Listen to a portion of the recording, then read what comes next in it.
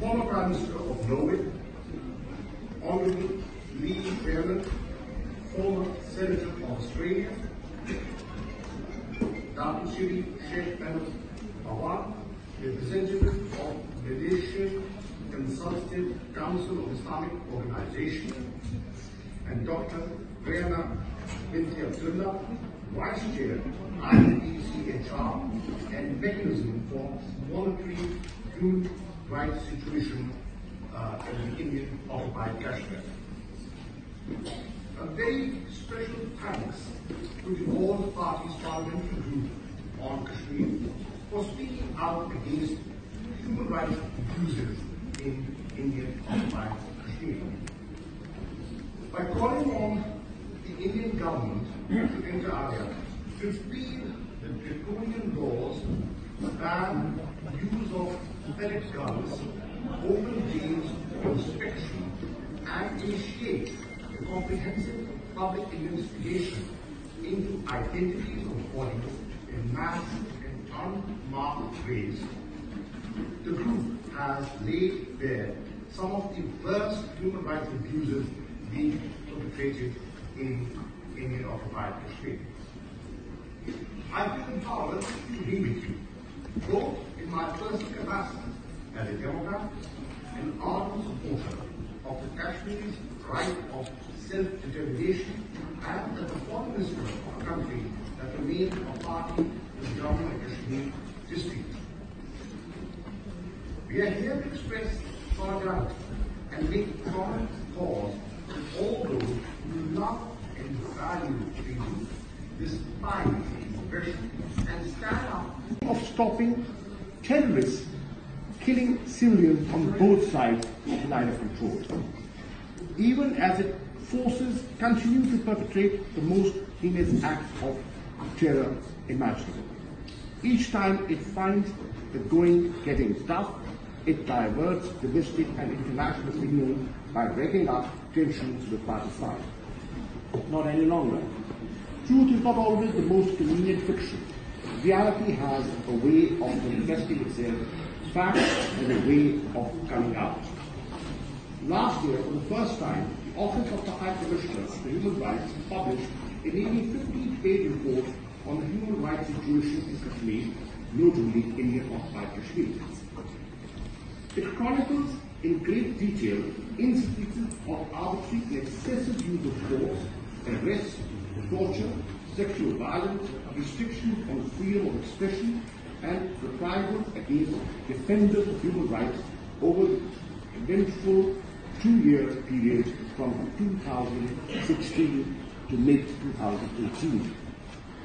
It underscores that 145 were killed and nearly 10,000 injured in this period due to excessive use of force, including bullets, metal, pellets, and chemical shells by the Indian occupation forces. The report inter alia calls on both Pakistan and India to fully respect Kashmir's right to self-determination as enshrined in international law. Most significantly, it calls upon Human Rights Council to set up a commission of inquiry to conduct a comprehensive, independent, international investigation into allegations of human rights violations in Kashmir. Pakistan has welcomed and endorsed the call for the commission of inquiry. India has reacted with traditional objuration.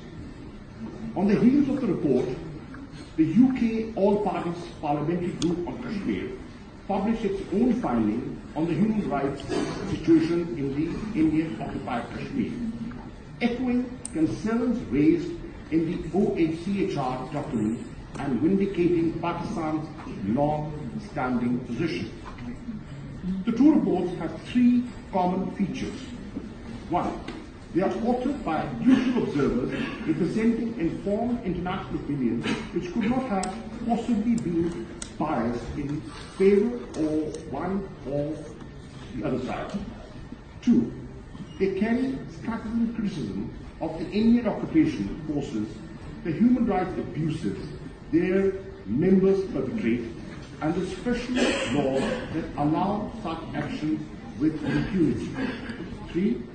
They build upon and reaffirm validity of the large body of research carried by NGOs such as Amnesty International, Human Rights Watch, Asia Watch, and the International Committee of the Red Cross. In a world replete with political expediency and translated morality, these reports and the seminar that is being organized here today give us comfort in the fact that the conscience of humanity is not dead.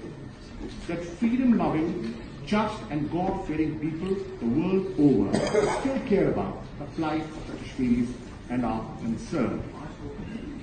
And that no doctrine of state security or sovereignty can justify heinous acts of violence.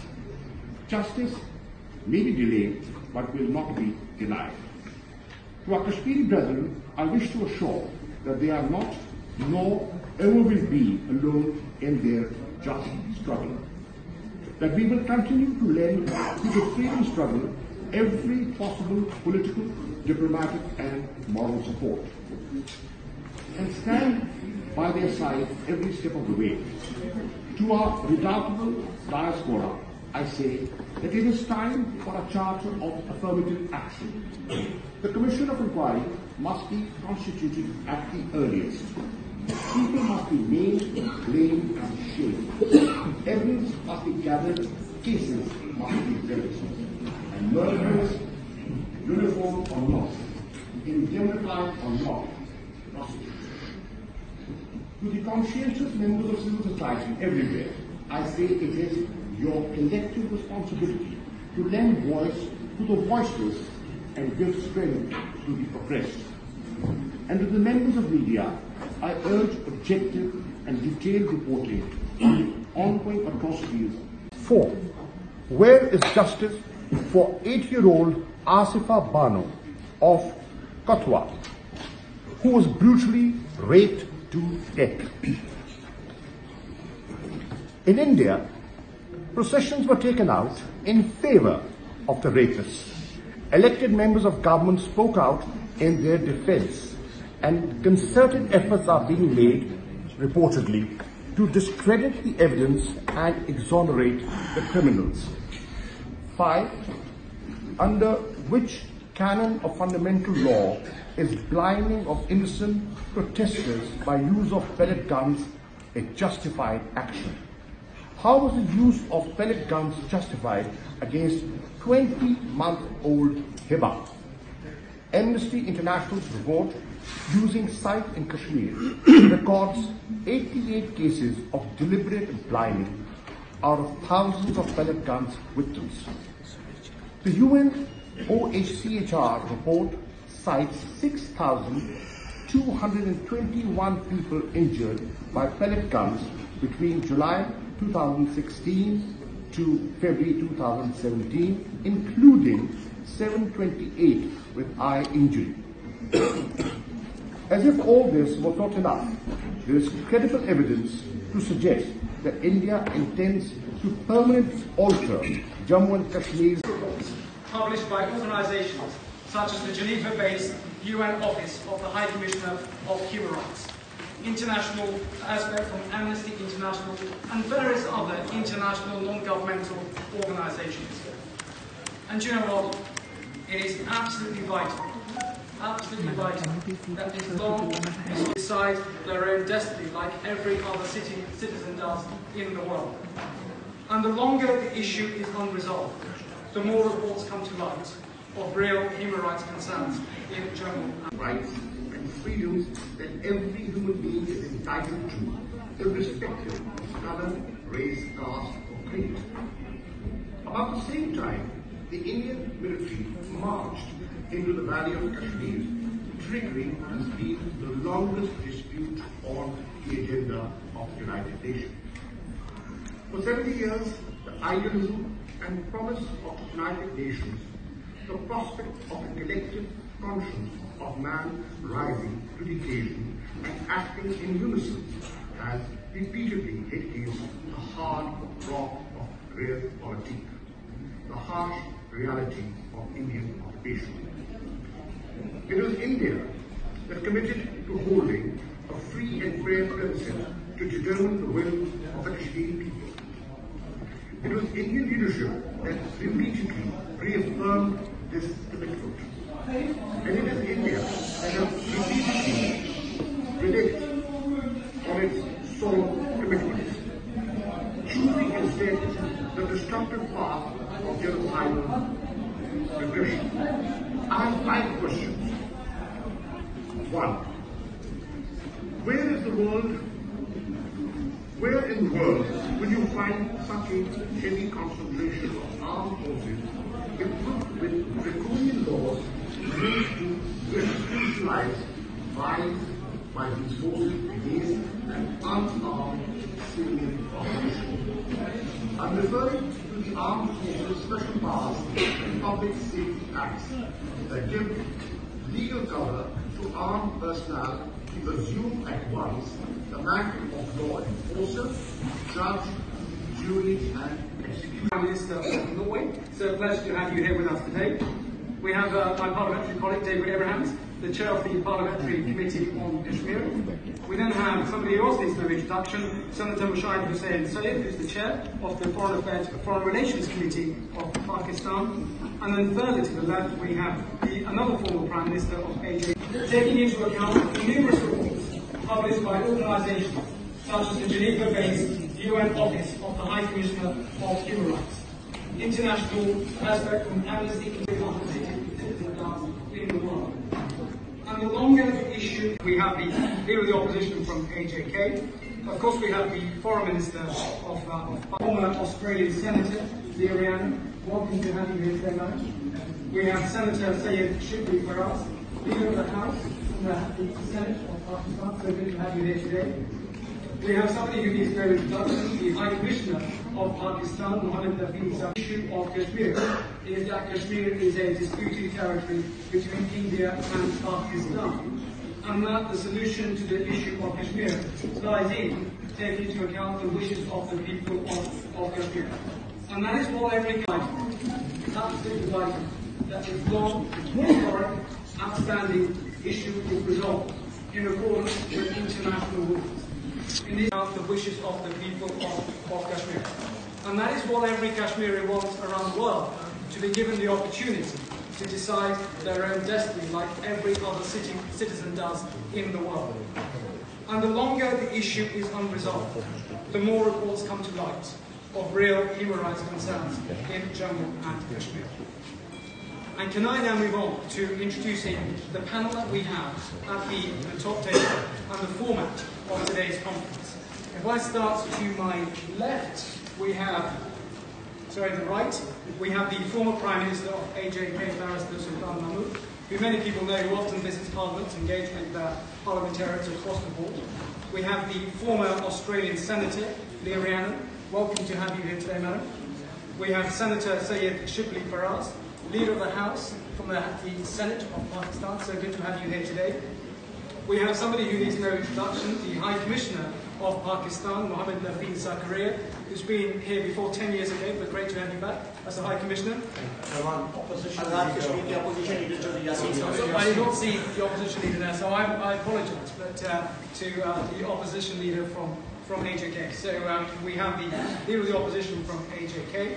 Of course, we have the Foreign Minister of Pakistan. We have then Sardar Masood, who needs no introduction, as the President of Azad Jammu and Kashmir. We then have His Excellency Mr. Bondevik, the former Prime Minister of Norway. So a pleasure to have you here with us today. We have my parliamentary colleague David Abrahams, the chair of the Parliamentary Committee on Kashmir. We then have somebody who also needs no introduction, Senator Musharraf Hussain Syed, who's the chair of the Foreign Relations Committee of Pakistan.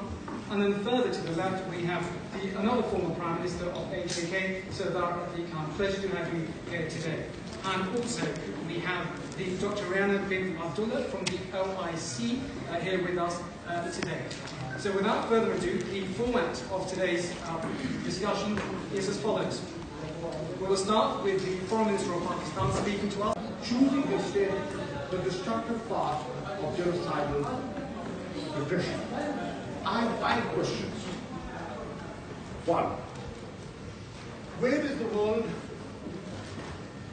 world will you find such a heavy concentration of armed forces equipped with draconian laws meant to institutionalize violence by these forces against an unarmed civilian population?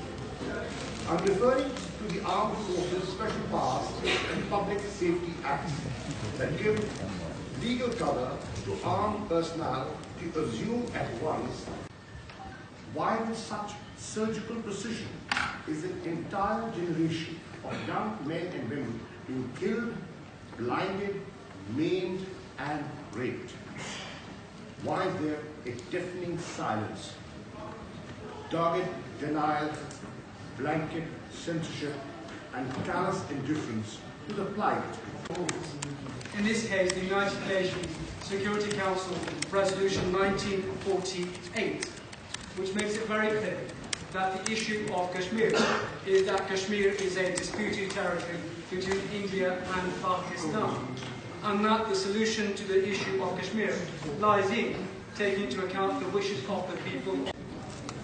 Some 70 years ago, when the United Nations was born out of the ashes of the World War, this right, this basic tenet of international law, was embedded into the Charter of the United Nations and repeated in subsequent affirmations. The International Covenants on Civil and Political Rights and on Social, Economic and Cultural Rights. 70 years ago, also the world adopted the Universal Declaration of Human Rights, outlining the individual's rights and freedoms that every human being is entitled to, irrespective of color, race, caste, or creed. Such a large assembly of supporters of the Kashmir cause gathered here today. I wish to thank you, sir, for your kind invitation and for organizing this event. I wish to acknowledge with gratitude the presence of Honorable Shah former Prime Minister of Norway, Honorable Lee Graham, former Senator of Australia, Dr. Shri Sheikh Ahmed Awad, representative of Malaysia Consultative Council of Islamic Organization, and Dr. Brianna Binti Abdullah, Vice Chair, IPCHR, and Mechanism for Monitoring Human Rights Situation, laid bare some of the worst human rights abuses being perpetrated in Indian occupied Kashmir. I feel empowered to be with you, both in my personal capacity as a Democrat, an ardent supporter of the Kashmir's right of self-determination, and as the Foreign Minister of a country that remains a party to the Jammu and Kashmir dispute. We are here to express solidarity and make common cause with all those who love and value freedom. This inter alia to repeal the draconian laws that use of select guns open to the all parties parliamentary group on Kashmir for speaking out against human rights abuses in Indian occupied Kashmir.